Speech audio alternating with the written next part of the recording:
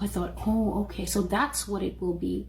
They will use a medical platform or a medical pretext to get him out of the public eye, and this is how she will take office.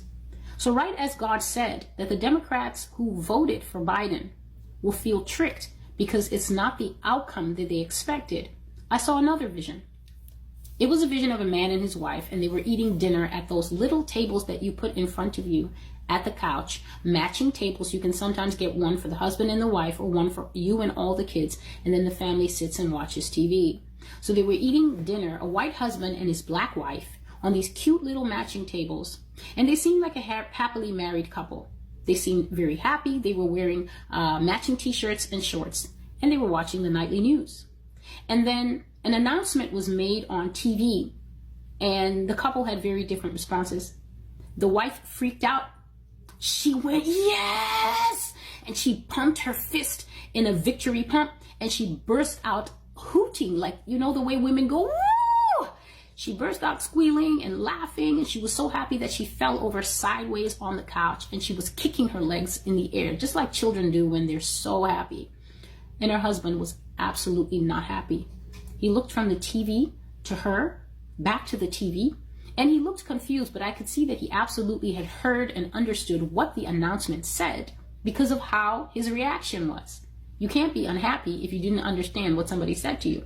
He was unhappy, but he was trying for the sake of his wife not to show it. And so I saw this vision several times in a row as the days passed and we kept waiting for a result. God would sometimes say to me, this is Kamala's election, Celestial.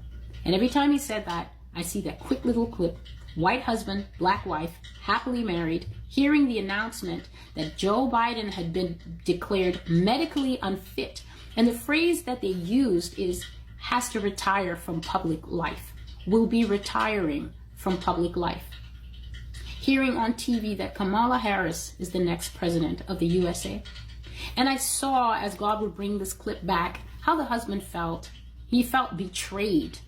He felt confused, and he felt very uneasy. But none of those emotions were directed at his wife. So he wasn't feeling those things towards his spouse. He was feeling those things towards the political party that had led him to vote in such a way and then given him a looped outcome that he didn't expect. And God showed me, as this thing would come, God would sometimes bring greater depth. So God showed me into the man's heart. I saw that he felt betrayed. He felt deceived by his party, and he could not accept this decision.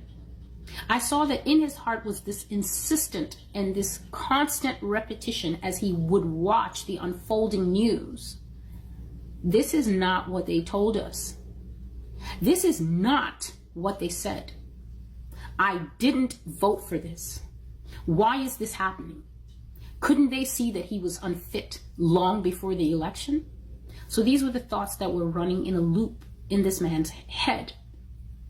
To talk more about those 8 White House visits by the Parkinson's expert, I'm joined tonight by Dr. Tom Pitts. He's a quadruple board-certified neurologist. He sees patients with Parkinson's all the time. He diagnoses it. I want to be completely transparent here. You've never examined President Biden. From my knowledge, you've never even spoken yet to President Biden. Been in the same room as and we're just going to use what we have so far, which is what we've seen, the president's interviews, and the information coming out of the White House. So my first question to you is, as somebody who's a neurologist, what you've seen from the president over the last 2 years, what you saw at the debate, the last few interviews, the way he speaks, the way maybe he walks, have you noticed anything that gives you a red flag as a doctor? Oh, yeah, I see him 20 times a day in clinic. I mean, it's ironic because he has just such classic features of neurodegeneration. I mean, word finding difficulties, and that's not, oh, I couldn't find the word. That's from degeneration of the word retrieval area. He's also overcome stuttering, though. Could that be part of that, too? No, this is not a palatal issue or a speech discrepancy, which is very different from a lemino dysfunction, actual word retrieval, where you pick a similar question or talk around the issue, plus the rigidity,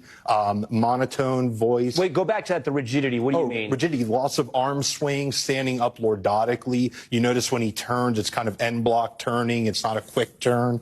So that's one of the hallmarks of Parkinson's is rigidity and bradykinesia, slow movement. And he has that hallmark, especially with the low voice that said was a cold, hypophonia.